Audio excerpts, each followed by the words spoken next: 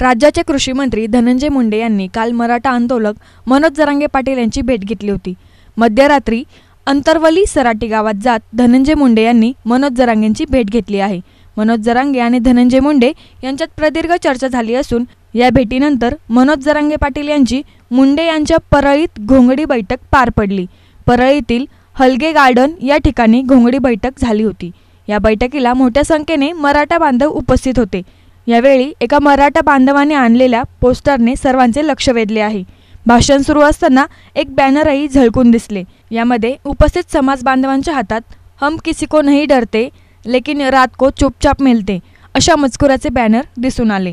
हा मजकूर धनंजय मुंडे आणि मनोज जरांगेंची घेतलेल्या भेटीवर अनुसरून होता। या बॅनरची परळीसह बीड जिल्ह्यात जोरदार चर्चा होत आहे।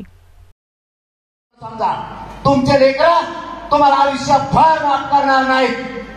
भाजपच्या मराठ्यांना त्यांचे लेकरं प्रश्न विचारणार आहेत। बाबा, मला माझ्या भविष्यासाठी आरक्षण पाहिजे होतं, त्यावेळेस तुम्ही पक्ष कोण बोललात। आज मला त्या आरक्षणाची गरज आहे। माझं आयुष्य आणि माझं भविष्य त्या आरक्षणावरती ठरणार आहे। समजा तुमचे लेकरं तुम्हाला आयुष्यभर माफ करणार नाहीत।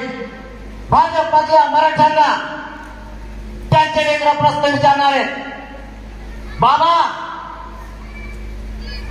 मला माझ्या भविष्यासाठी आरक्षण पाहिजे होतं, त्यावेळेस तुम्ही पक्ष कोण बोललात। आज मला त्या आरक्षणाची गरज आहे। माझं आयुष्य आणि माझं भविष्य त्या आरक्षणावरती ठरणार आहे।